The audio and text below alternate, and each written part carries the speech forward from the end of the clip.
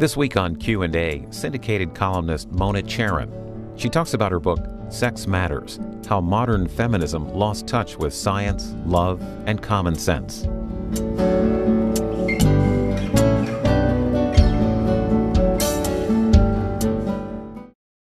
Mona Charen, your new book, Sex Matters. Define what that word means for your book. The phrase, sex matters? Yeah. Yeah. I wish I could say I came up with the title myself, but it was actually my friend and colleague Ed Whalen who had this flash of inspiration. And it's a double entendre. It means that sex in the sense of gender matters, that we are different, men and women, and it's okay to acknowledge that. And the other aspect is sexual behavior matters, and it has effects on people, and it cannot be taken too casually. Where did you get this idea, and when? I've been thinking about the issues in this book probably for my entire adult life. As a woman who came of age when feminism was really at its peak in the 1970s and early 80s, I was very, of course, influenced. I went to a women's college where the feminist message was prominent. And I was always a little skeptical of it, not entirely, and we can get into how you define feminism. But my judgment then, and I've lived it now for so many decades, is that feminism, while of course we're all equity feminists, we all believe in equal rights for women and that women have equal human dignity and so forth with men, that the tendency in our society, propelled in part by the feminist movement, has been toward androgyny instead of toward a rich appreciation of our differences and an embrace of the complementarity of the sexes. Why do we learn in your book that you used to be called Timmy? Oh, yes. So in the section where I talk about gender identity, it's a very sensitive subject, and I tried to treat it as carefully as I could. I think people who have gender dysphoria, and they keep changing the names of what these conditions are, but children in particular who are unhappy about their sex need tremendous compassion and sensitivity about the way they're treated. But what I'm cautioning about in the book is that we're in the midst of this rage now in our society to decide, when kids are as young as 2 or 3 years old, and the child says, I want to be the other sex, that parents are instructed that if they don't fulfill this wish on the part of their children and start dressing them in the clothes and cut their hair in the way of the other sex and so forth, that they will be damaging them psychologically. So I pointed out that when I was a little girl, really little, I was kind of a tomboy and liked climbing trees and playing with trucks and doing all these sort of boy things. Of course, I had 2 older brothers, and those were the toys that were around. But anyway, and there was a phase that I went through where I wanted to be called Timmy. I wanted to be a little boy, and I wanted all my friends to call me Timmy. And I say in the book that I shudder to think what would have happened to me in this era. Because of course it was a phase. I outgrew it and am very, very delighted to be female. And I point out that 85 or 90% of children who express the desire to be the other sex at some time in their childhoods outgrow it after they go through puberty. And so I worry a lot about this rush to ratify what a child says. Children go through phases. How old are your 3 boys? 26, 24, and 22 now. How much did you rely on them for kind of a up-close and personal account of what's going on in the sex lives of young men? To a degree. I mean, I certainly ask them about what goes on and how they see things, and they're all millennials, so they have that perspective. But I also spoke to an enormous number of other young people, both in college and recent graduates, to just get a feel for the climate out there. Where? I spoke to students at a number of colleges, several in Washington, D.C., some via Skype in other places. What'd you learn from them? It's sad. There's a lot of unhappiness among young people, a lot of discomfort about dating and about relationships and about the tension between men and women, and there are no rules, and so there's a lot of room for confusion. One young man that I spoke to said, we're wounded. Our hearts have been broken, and so when we approach the other sex, we do so with guardedness. And I noticed that in a lot of young people, that there's a fear of being vulnerable, and a desire for rules about how you're supposed to act with the other sex. And also, one more thing, an understanding, which is what I plea for, part of what I plea for in this book, is that we return to a comfort with the fact that there are differences between men and women that are natural, and that we should understand them better. Obviously, there's also great variety among sexes, but we should understand them and not therefore assume that your boyfriend or your son or your husband is somehow defective if, he's not, meeting all of your emotional needs. On the political side, I have probably the longest piece of video we've ever shown on this program. It's about 5 minutes long. You're going to see 30 different clips. It'll be self-explanatory, and it starts back in the 1960s and comes all the way up to the present. And I want you to, and you haven't seen this, I know, I want you to tell us what your reaction is after you see it. Okay. President Kennedy took me on a tour of the rooms of the White House, and it ended up in a bedroom. And that's where our first encounter happened, and where I lost my virginity. He had sex with a secretary. Johnson came in her office one day, and the story goes that he pulled down the shades, locked the door, and they had sex on a desk in the White House. All I'm trying to do is to launch a career. Don't you think this looks bad for you personally as a married chairman of the House Ways and Means Committee, though? My wife's in on it. All I can say is she was put on the payroll to work from 9 to 5, the same as everybody else. If she says that she was put on the payroll to be my mistress, it's a total lie. But his adultery started soon in your marriage. Right. Immediately. You talk about your first anniversary. Right. Woke up about 4 o'clock in the morning, went over to the main house, and there he was, with this woman. Now, clearly under present circumstances, this campaign cannot go on. A media frenzy many remember today solely by this photograph. I am aware of the dishonor that has befallen me in the last 3 years, and I don't want to visit further that dishonor on the Senate. Indeed, I did have a relationship with Ms. Lewinsky that was not appropriate. In fact, it was wrong. At the same time, you were doing exactly the same thing. But I wasn't. I just pointed out you didn't hear my answer. I didn't do the same thing. I have never lied under oath. I have never committed perjury. I have never been involved in a felony. I have hurt you all deeply, and I beg your forgiveness.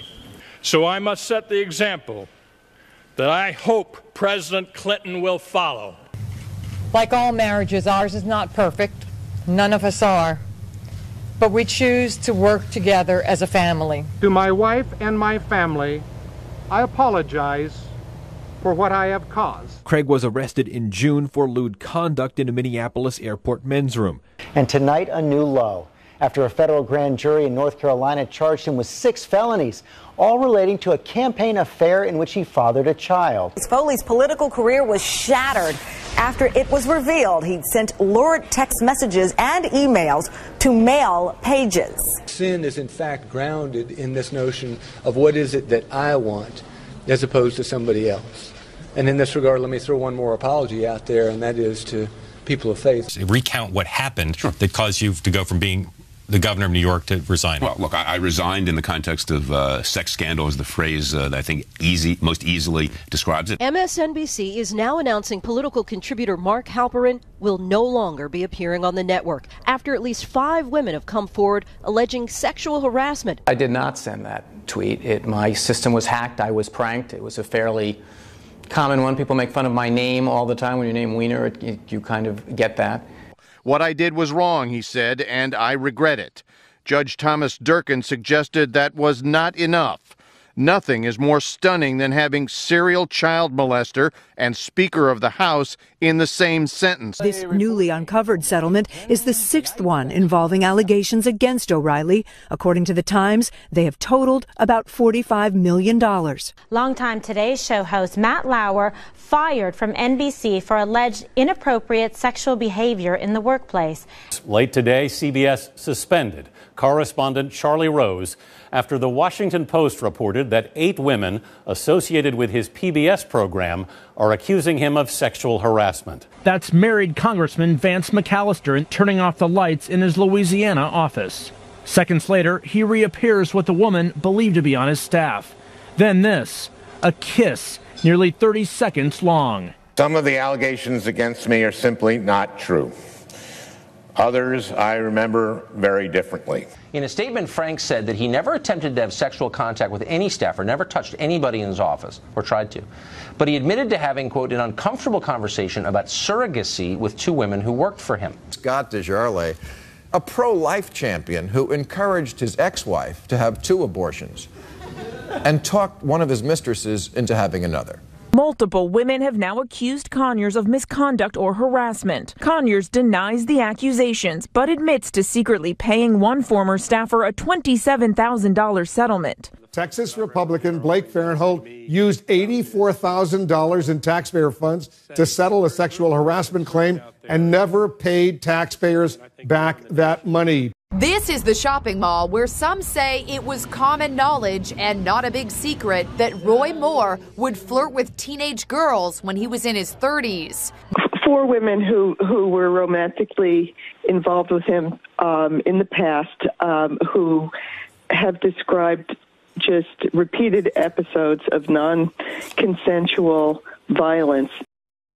Most of those were reporting from the media, but there are 2 things there. One is about the sex out of, however you want to say it, out of matrimony, whatever. But the second thing is lying. We saw significant amount of lying. What are we supposed to make of all this? Well, first of all, I can understand why it's the longest clip you've shown, because there's so much. Oh, we didn't get to half of them. I'm sure. No, it's been, this whole Me Too thing has been a very, very interesting phenomenon. My take on it, in keeping with what the book is about, is that it is a cry of despair and fury on the part of women, even if it's not quite perceived this way by everyone, but it is saying the sexual revolution, obviously there's always been bad behavior, right? But the sexual revolution, I think, unleashed the gates for a lot more of it. Why? Because the sexual revolution said, sex is recreation, it's fun, our old hang-ups about it really need to go by the wayside, marriage, not so important. And so I think it gave permission for bad men to be even worse. By the way, there are still plenty of decent men out there who don't behave this way. All of the guys who were in your clip were powerful, or in entertainment or in politics, where they have the ability to exert that kind of control over others. By the way, no women. It's interesting, right? I mean, if men and women were exactly the same and had the same proclivities for bad behavior, let's say, wouldn't you expect to see about half of the people accused of sexual harassment and sexual bad behavior being women? But you don't see it. Women engage in other kinds of bad behavior, but this happens to be a particularly male thing. You don't write much about this, but the lying part of this, when you now see a politician stand up after, or a media figure after they've been accused, and they say it's not true, it didn't happen, and all that stuff, what's your reaction to it? It's just staggering. And for me, the lying is the greatest sin, maybe. I mean, if somebody were to come forward and say, I did it, well, one of the people on that clip, Livingston, said, you caught me, I did it, and I'm resigning because that's the right thing to do. And then he urged Bill Clinton to do the same. That is better than the outright denials, Bill Clinton wagging his finger, all the rest of them denying it, Weiner, all of them. I don't want to leave out the Republicans, Bill O'Reilly. So they first of all, they behave atrociously toward women, and then they behave atrociously toward everyone by insulting our intelligence and lying about it. Why do the wives stay with them? That's a complicated thing. In many cases, they have children. To divorce is to break up a family and cause tremendous pain to a lot of people. And I wouldn't ever presume to judge anybody who finds themselves in that situation. In your book, if I can find it here, you write this: far too many young men behave like pigs. Yes, they do. One of the things that I've noticed is that, as with so many things in our culture, the questions about the campus, so-called campus rape crisis, has sort of divided people. You have people on the right who say it's all a hoax, it doesn't exist, not a problem, and you have people on the left saying we have a misogynistic society that raises men to be rapists. And so what I tried to say is that I don't think that we raise men to be rapists, but I do think it's wrong for conservatives to deny that there's a problem. Because with all the statistics that I've looked at and all the students I spoke to, it's undeniable that the gates have swung open for a lot of terrible behavior on the part of a lot of men, and some of them get caught and many don't. You write in your book about the liberals' reaction to their side getting caught with these sexual diversions and the conservatives. How do both sides react to it, and why? So in the past, I would have said that, and I do take some of the major feminists to task for their excuse-making for Bill Clinton after they had come down so hard on Clarence Thomas and Senator Bob Packwood. I said that was hypocrisy because they felt that Clinton was just too valuable to them, and so they gave him a pass on his behavior with Lewinsky and others. But funny thing has happened in the interim. So you now have a Republican in the White House who is also accused of terrible behavior, and you have a lot of Republicans, including religious leaders, making excuses for him for political reasons. And the other thing that I would say is that in the past, I once wrote a column comparing the way Barney Frank and oh gosh, I've forgotten his name now. There was a Jerry Studs. These two congressmen were both found to have committed improper acts with pages on Capitol Hill, and Jerry Studs was a Democrat from Massachusetts, gay, openly gay. He was returned to office even after this misdemeanor, as his constituents obviously saw it. Whereas, or did I get the name wrong? Jerry Studs was the he was a Democrat. Dan Crane was a Republican. Right, Dan Crane. Thank you. But that was with a young lady page. And Dan Crane, right, was with the young lady, and he did not. He was drummed out of office by his constituents. So at the time, I said, well, there you go. The conservative voters are holding their politicians to a higher standard. I have to say, right now, the Democrats are doing a pretty good job of trying to hold their side accountable. I don't know exactly what's switched, but it has been noticeable that they've been willing to go after, Schneiderman and others. Around this issue that we're talking about, you had a moment at the recent CPAC event.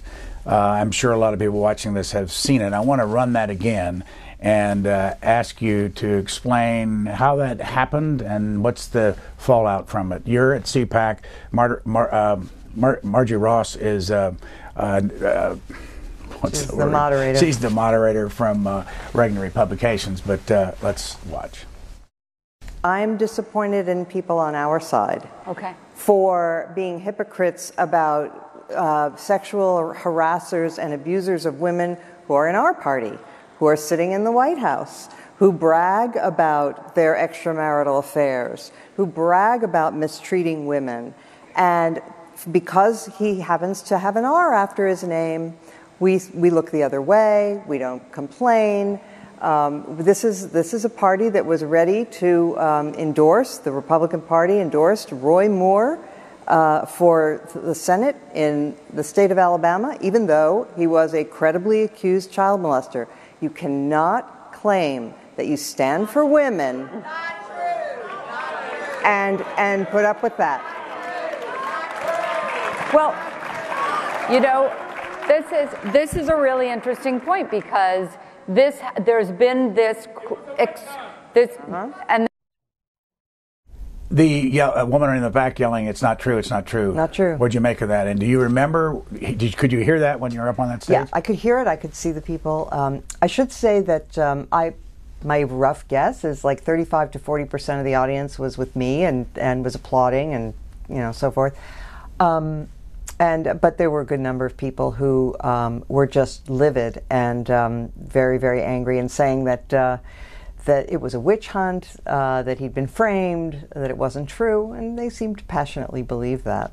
How much did you think about that before you did it? Well, I didn't think of what words I was actually going to use, but I was extremely concerned that we not be seen to be making excuses for our side. So I was determined to say that. And the other thing that was upsetting to me about who CPAC invited was that they had invited Marine Le Pen, who was a member of the National Front Party in France, and I am extremely worried about the conservative movement in America, of which CPAC is an important part. Let's look at the reaction to that, because you did bring it up, and we do have a clip of that. Okay. Speaking of bad guys, there was quite an interesting person. Quite an interesting person who was on this stage the other day. Her name is Marine Le Pen. Now, why was she here? She's a young, no longer in office politician from France. I think the only reason she was here is because she's named Le Pen. And the Le Pen name is a disgrace. Her grandfather is a racist and a Nazi. She claims that she stands for him. And the fact that CPAC invited her is a disgrace. Well, all right. So, did you plan that? Not exactly in those words, but yes, I had something to say. What triggered that, though, on Marion Le Pen, who is the granddaughter of Jean-Marie Le Pen, and the cousin, or what is the cousin or the niece of Marine Le Pen. As soon as I heard that CPAC had invited her, CPAC has not been covering itself with glory in recent years. Last year, they invited Milo Yiannopoulos. Why'd you go then?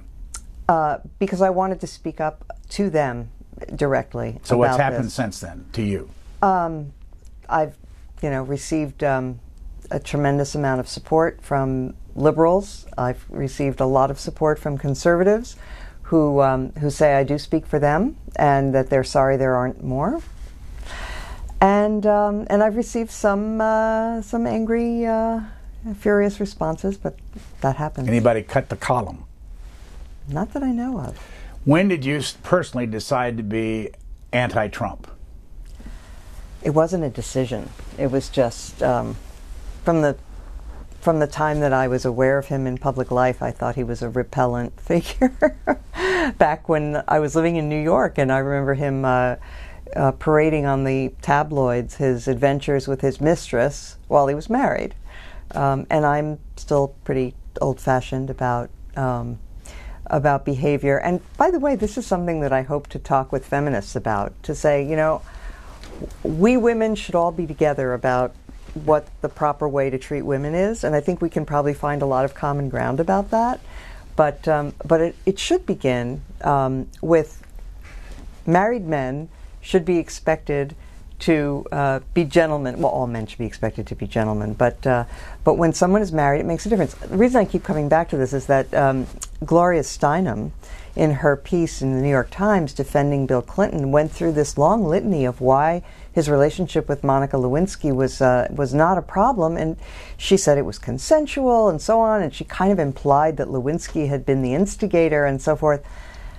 But never once did she say Bill Clinton was a married man, and that was part of what was so awful. Here's a little bit of Gloria Steinem a couple years ago. So those who may not remember her, she's still alive, still around. This is the upside of the downside. This is an outpouring of energy and true democracy like I have never seen in my very long life.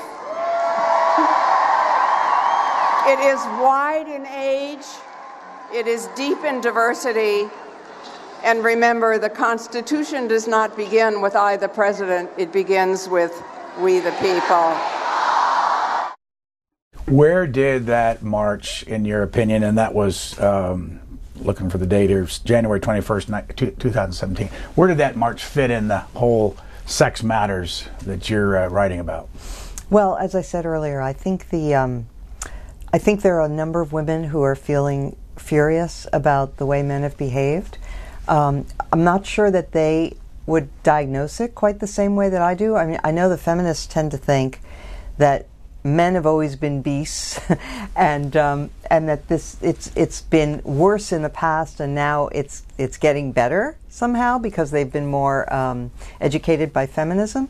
Whereas I have a different take. I think that, of course, human nature is what it is, and people have bad impulses. And part of the task of any civilization is to curb those impulses.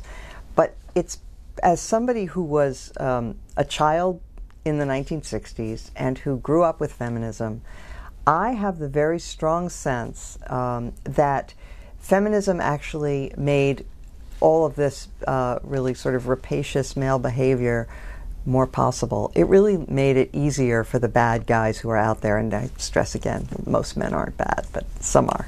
You say in your book, Hollywood became feminism's mouthpiece.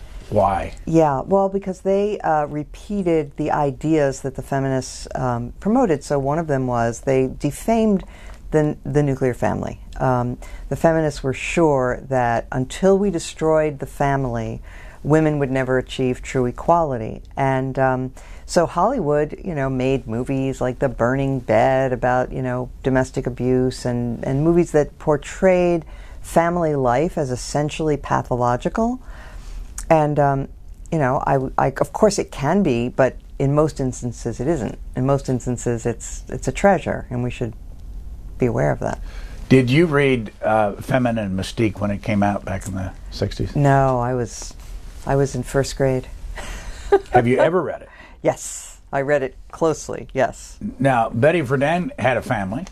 She did. She's one of the only major second-wave feminists who had children. It's interesting. Most of them did not, but she did. And the other thing that's interesting about that is that later in her life, she actually, I think perhaps in part because she was a mother and that was important to her, she backtracked from a lot of the things that she had written in The Feminine Mystique, and wrote another book called The Second Stage, where she retracted a lot of it and got harshly criticized for that. She's been dead for a number of years, but here she is on this program in 1993. I was technically a housewife, but I couldn't quite get rid of the itch to do something, so I was freelancing for magazines, mainly the women's magazines, like Secret Drinking in the Morning, because none of the other mothers in that suburb were working. When the magazines that I wrote for, one after the other, either turned it down or rewrote it to say the opposite, and I took it back, I knew I'd have to write the book The Feminine Mystique. What impact did that book have? It was tremendous. I quote some of the people who talked about it in the book, saying, it pulled the trigger on history, and some women said that it changed their lives. It certainly changed, I think, our entire society's perception of women's place in society and of what women want. And that's why I do a pretty close analysis of her book, and I go back and show that it was based on a very faulty social science and anecdotal evidence and her own prejudices and suppositions, and it wouldn't hold up today at all. We would label it junk science if it came out today, but at the time it was kind of rapturously received. It was a huge bestseller. It was serialized in the very women's magazines that she scorned. What are the chances that your book, Sex Matters, will have the same impact? It's going to, Brian. What do you expect to happen, though? Why? Who do you want to read this book? I want everyone to read it. I would be particularly happy if young men and women read it and get a different take on how we got here and why relations between men and women are so screwed up now. Have your boys read it? Yes. Did they react differently to it? You have 3 of them. Yeah. So, well, they've read it in different stages when it was sort of in process. So I think once it's published, they'll read the whole thing straight through. But do they ever say anything to you like, "Hey, Mom, you got this wrong"? Not really. They, one of them said, That's an interesting perspective, or you make a good point, and another one said, I can't wait for this book to come out so that all of my friends can read it. So, but he's prejudiced. Do they all think alike? No, actually, they don't. How did that fit with you when they don't all march to the conservative drum? Listen, I must have done something right when I said we were raising children to think for themselves, because they very much do. So. Did you fight them? Anybody that disagreed with you? Yeah. Well, look. I mean, it's always pleasant when people agree with you, and you always think people who agree with you are really smart. But I have one son who disagrees with me on many things, and I would never say that about him, because he does make good cases, and I think it's actually keeps me sharper, because it forces me to confront the other side, right in my very home. When you started out as a columnist, how many women were writing columns? One or two. There was Georgianne Geyer, who did a foreign policy column. There was Ellen Goodman. There were a few. There was a woman at the New York Times, whose name I forget right this second. But there were a few, handful. Was there any kickback to you because you are a woman when you started? So there was a little bit of resistance because I wasn't a liberal woman, and the editors who were going to make room on their page for a woman felt like they weren't getting their money's worth if they didn't get a woman who was liberal. And so there was a little bit of that. And I couldn't really be pigeonholed and fit into a slot. When you turn on television now and look at the news networks and all that, you see a tremendous number of women reporting the news. Yeah. What changed that? How did that change? Because I know when I started in it, there were almost none. That's true. And there were restrictions on, where they could be, and they had to be in a certain part of the balcony and all kinds of other things. So those are the good aspects of feminism, that women have now been allowed to spread their wings and go where they wish and do what they want. And I'm all for that. I think that's been a great boon for women and for our society. Your book has a subheading of has to do with Marx and Freud. What are they doing in your book? Well, the views of the second wave feminists, I went back and read a lot of the big blockbuster feminist tracts from the 1970s, and they seem antique at this point. But at the time, our entire culture, the intellectual climate, was completely not completely, but very dominated by Freud and Marx. They were the godfathers of the intellectuals. And when you go back and read them now, it's so out of date, and yet it was incredibly important in their thinking. And I note the irony that, first of all, these feminists, they got a lot of their views from two dead white European males, which is kind of amusing. And also because neither Freud nor Marx has held up well at all, and both have been pretty discredited. What was Freud's point? So Freud had an entire schema of how the mind works, and he believed that the root of most adult neuroses was a childhood drama that he described as the Oedipal drama that happens in early childhood, where little boys want to marry their mothers and kill their fathers, and little girls vice versa. They call that the Electra complex. And that another side of this is that boys, when they see naked little girls, believe that girls have been castrated, and girls believe themselves to have been castrated, and that therefore they have penis envy. Anyway, it's all very elaborate, and it has been, really dismissed by the field of psychology and psychiatry. I mean, people still acknowledge that, of course, the therapeutic setting is good for people, and the talking cure is still helpful, and people do benefit from it, very much so.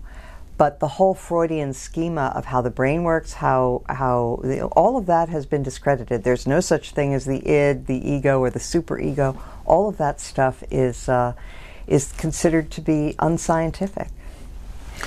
This following sentence you wrote is totally out of context, and you need to just tell us why, as you'll see. Page 162.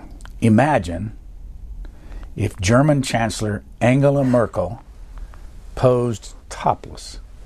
Would it be a positive statement that she is free from, quote, body image issues, unquote?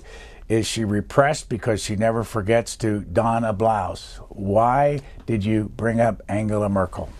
So this was in a section where I was describing how we send such confusing messages to young people. And so young women, they are, I don't envy them. So this was a story that I put in the book about a number of women athletes who have posed topless or semi-topless for Sports Illustrated. And one of them I quoted who said, I'm proud of my body and I want to help young women who might have body image issues. And, my feeling is that is a crock. Women should be dignified. They should remember that when you disrobe, it's very hard for people to take you seriously. A man looking at a picture of a topless woman is not going to say, oh, look at that fantastic athlete. Isn't it wonderful that she doesn't have any problems with body image? No, he's going to think about sex. And he's not going to think of her in a respectful way either. That's why I said, Angela Merkel, who's the Chancellor of Germany, would not take off her blouse to prove she doesn't have body image issues. She wants to be respected. And if women want to be respected, they have to behave in a way that will elicit that. You kind of sent me on not a wild goose chase, but you sent me on a mission because I read in your book when you're talking about sexual assault on campus, about a website called notalone.gov. I'm going to go there in a second, but I want to ask you, first of all, what's your perception of what's going on college campuses? Oh, it's complicated. It's a long chapter. But there is, as I said earlier, there's a lot of bad behavior, but there's also a lot of mixed signals. Students are encouraged to engage in the hookup culture, which involves getting very drunk and then hooking up with people when you're very drunk. And it's kind of sex first and get to know you later. Now, many students don't participate in this, and it's not universal, but there's a lot of it. And isn't it overwhelmingly a majority? It's unclear from the statistics. I would not say it's a majority, but I would say that there is a tone of that's how you socialize, and especially when newly arriving freshmen arrive, that's sort of what they do because that's how they break into the campus. And that's when the majority of rape accusations are leveled. It's when it's mostly young women who've just arrived on campus. So it's drunken couplings with people they do not know and have no pre-existing relationship with. Something like 75 or 80% of these accusations of rape that happen after these drunken encounters. So that's one part of it. And the other part of it is that men and women have different sex drives and different signals. And I mention in the book, that I remember when I was young, I remember that men can interpret what we think of as being polite, they can interpret as encouragement. And men can be persistent. They have testosterone. And I talk about the psychological effects of testosterone as well as the physical ones. Makes you more risk-taking. It makes you more confident. It makes you certainly more insistent. And so a lot of women find themselves in situations where the man is very insistent. They're kind of no longer interested once they get back to the dorm room and having sex. The effects of the alcohol have worn off. They do it anyway because he's insistent. And then the next morning, they tell their friends what happened, and their friends say, well, you were raped. And that's the way a lot of these go. Not all of them. And I'm very careful to say there are rapes, and there are severe. There are some young guys who deserve to be in prison for what they do. Eric Schneiderman, choking people and so forth. Those are crimes. Former Attorney General of New York. Yes, those are crimes. But many of these other examples of what leads to these accusations are murky. It's not clear and unfortunately it is the result of a hookup culture that isn't healthy and isn't something that women would choose, and they say so in the polling if they had their way. And even men are not so happy with it. They find that when they're asked, both men and women, when you ask them, do you wish there were more opportunities to form relationships and date on your campus, they say yes. I want to show you that first of all, the notalone.gov, which it surprised me when I got in, it's the Department of Justice. And what it shows once you get in it are how many grants are given out every year. And anybody can get on here. You can get on this at your home, you can get on it, and you can check to see. You can't read that very well online, but you can. If you notice, there are hundreds of thousands of dollars given out all across the country. But the total for a year is $450 million are given out to cities, counties, universities, different entities around. And as a matter of fact, I wrote down what doesn't quite make sense. L.A., for instance, in one of these I looked at, got $900,000 back in 2017, and the little town of Freeport, Illinois, got $459,000. Fairfax County, Virginia, which is one of the richest counties in the United States, got $900,000. And you can go on and on. There's millions and millions of dollars. Most of these grants are about $300,000. They go up to higher than that. There are hundreds and hundreds of them issued by the Justice Department, all to deal with sexual harassment. How did we get there, and what's your opinion of the federal taxpayer paying for these kind of things? Well, first of all, they not only give money, but they give guidelines. Okay, so one of the things that the Justice Department discourages its grantees from doing is doing programs that say encourage women to limit their drinking, and men. They say, no, that's out of scope. We don't agree with that. That's victim blaming. So you're not allowed to spend the money on that. And the other thing is that they have conflated. This is kind of a victory of the feminist point of view. They have conflated sexual harassment with sexual assault, and I am keen to make that distinction because there's a world of difference between being sexually harassed, which is gross or inappropriate behavior in the workplace or in school, and being assaulted, which is a criminal act. And I don't like this melding together because it blurs lines that ought not to be blurred. Well, let me ask you this, though. If you live in Decatur, Illinois, and you get no money from the government, why do you want your taxpayer money going to Dubuque, Iowa, for sexual harassment reasons? I mean, where does that come from? You could. We borrow it from China. I mean, you could say the same about a million other government grants that are out there. I mean, the federal Leviathan is just enormous. All right, this comes originally in 1994 from the Violence Against Women Act. That, by the way, was supported by both Republicans and Democrats. And through the years, Republican and Democratic presidents have signed the bill to spend this kind of money. Right. Do we have any? Is anybody checking this to see how it's being spent? People don't check any government programs for the most part. I mean, there is the Congressional Accountability Office, but it issues reports and then they're ignored. I mean, can you think of a program that was ever ended because it was ineffective or wasteful? I can't. The only time I can remember is they shut down the CAB, the Civil Aeronautics Board, years ago with Alfred Kahn. That's right. Carter That's true. And that was a great move. It lowered airline prices. In case any of our viewers want to know, they can get on notalone.gov and just follow the bouncing ball. It'll take you right into all this stuff. Now, these things, the representatives and congressmen and senators like to, be able to say, I voted for a program that will help combat sexual harassment and sexual assault. So they vote for this money, and then they tell their constituents, I'm for this, and my opponent who didn't vote for it, he's against it. But of course, most of these things cannot be solved by spending. These are cultural issues that have to be solved by changes in attitudes and changes in behavior. You write about a woman named Emma Solkovitz, who was a student at Columbia University, and you went to Barnard College, which is right there in the same area. And this goes back, we're going to see some video of her. It's only 25 seconds. Goes back to 2014, and she's sitting on Columbia's campus with a mattress next to her.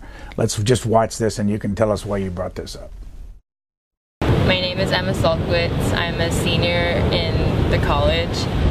I'm a visual arts major, and for my senior thesis, I will be doing a piece called Mattress Performance, or Carry That Weight, where I will be carrying this dorm room mattress with me everywhere I go for as long as I attend the same school as my rapist. Why did you bring this up? Well, one of the pieties of the feminist movement is women never lie, and that you have to believe all women. And I think that's overly broad. People do lie for lots of reasons, and a percentage that the Department of Justice estimates about 7% of rape claims are not true. In her case, I think there's grave doubt as to whether she was raped. The university found that there were the officials in New York City, the university, after doing thorough review of it, found that she had not been raped. The man she accused was able to provide Facebook messages that she had sent him after the supposed rape, which said she loved him and where are you and I miss you and we need some time to chill together and so on and so forth. And but she took this mattress everywhere she went for a year. She did, and that became a cultural meme, and some mattresses showed up on other campuses too, and the New York Times wrote about it, and she was declared to be kind of the Joan of Arc of campus rape for a while there. But you don't hear so much about her anymore, and especially because Paul Nungesser, the man she accused, won his case against Columbia, and Columbia issued an apology to him for the way he was treated. So, I don't know if this makes sense to ask this question, but why would the Columbia University, well-known Ivy League school, why would they allow somebody to carry a mattress into all our classes? It was fashionable, I guess. They wanted to be seen as on the right. They're terrified of being accused of not handling these accusations with enough sensitivity.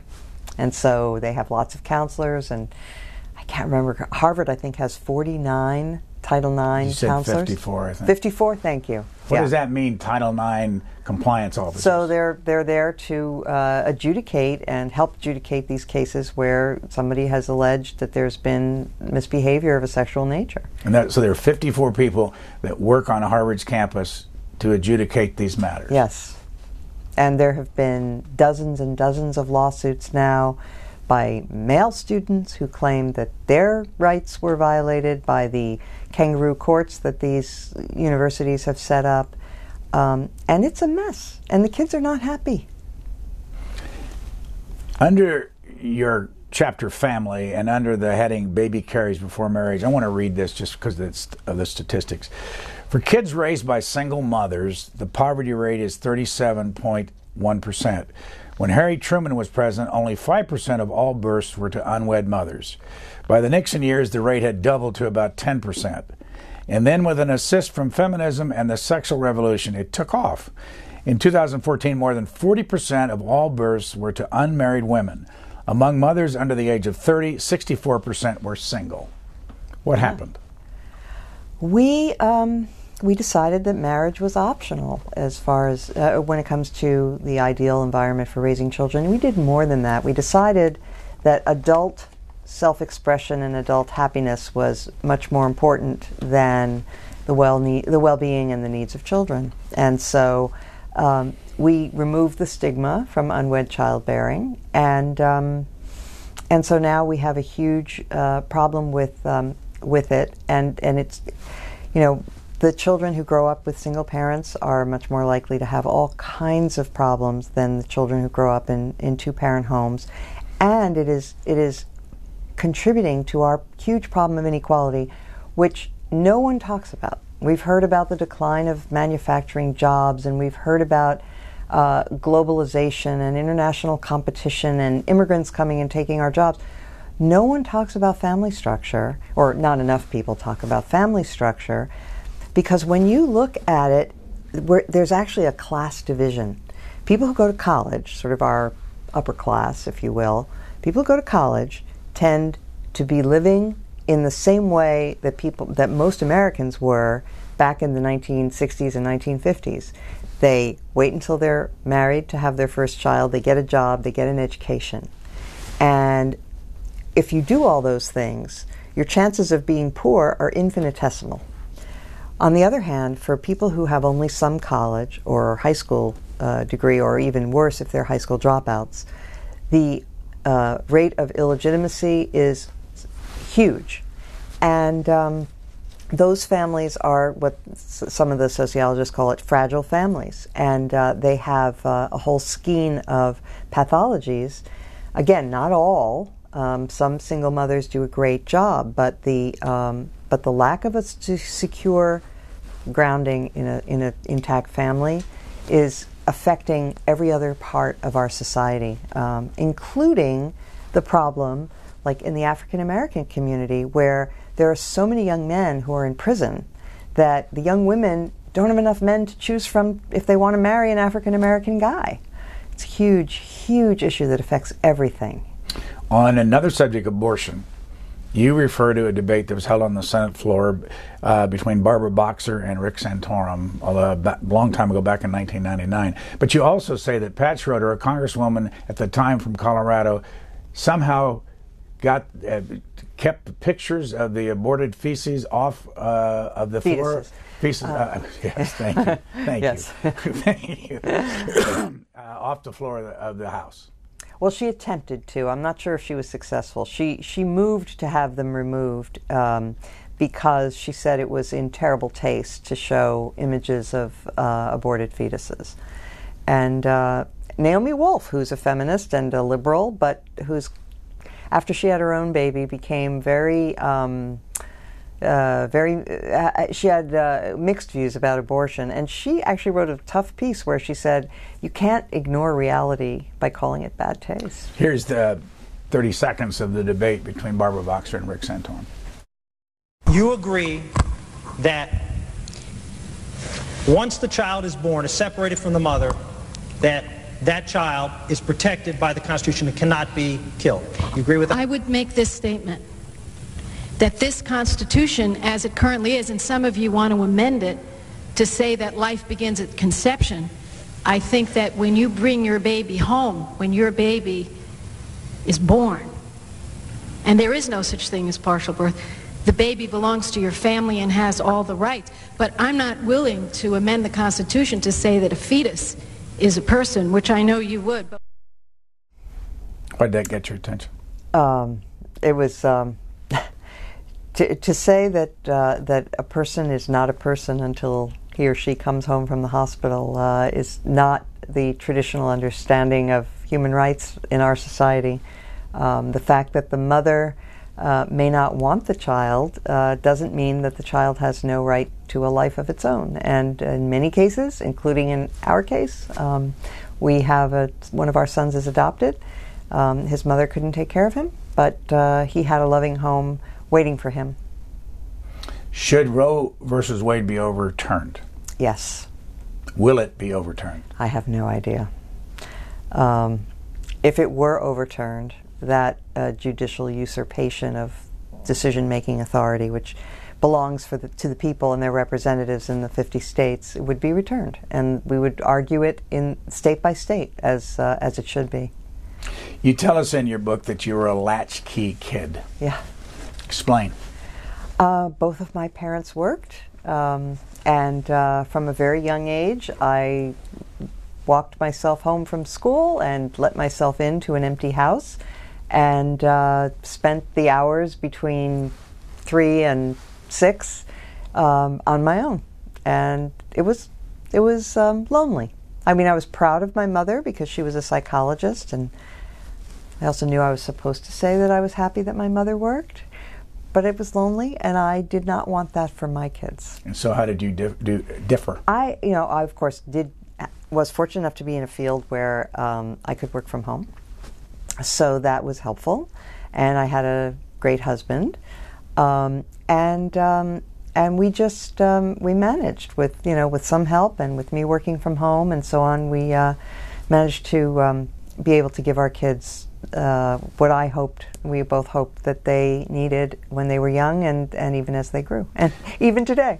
You refer, though, that your first son, your adopted son, John, that you knew you were in trouble when he was more excited to see the nanny than he was to see you. Yeah. So when we first adopted Jonathan, in the first few weeks, we were just feeling our way. We didn't know how to be parents or what to do, and so we hired a gal to come in 5 mornings a week so that I could work in the mornings and then she would leave and I would take. Well, I don't know how long it was, maybe a few weeks after we adopted him, I went in to wake him up and get him ready in the morning, and he was fine, but he didn't seem that thrilled to see me, and I was trying to engage with him, I was trying to play with him, and he was impassive. And I was scheduled to go out and give a speech that morning, I remember, and I had a very full schedule planned. And when the nanny arrived, he lit up, and he held out his arms to her. And I thought, oh my God, I cannot have this. I have to be number one with my son. And partly because he was adopted, I think, I was more sensitive to the need to build that relationship because everything, I didn't give birth to him. Everything was based on care.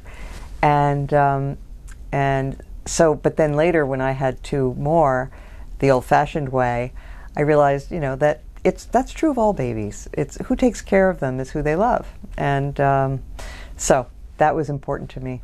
Will you write another book? I don't know. I might. How long did this book take total? Oh, well, many, many years. So many years of reading and study, and then about 2 years or 18 months of writing. How hard was it to sell the publisher? A little bit hard, a little bit. There was some pushback because it's not. I guess it's a different take, but the publisher who chose it has been enthusiastic from the beginning. And it's Crown. Is that a yeah. conservative imprint? It is a conservative imprint, yes. Of Penguin, Random House. The title of the book is Sex Matters: How Modern Feminism Lost Touch with Science, Love, and Common Sense. Our guest has been Mona Charen. Thank you very much. Thanks for having me.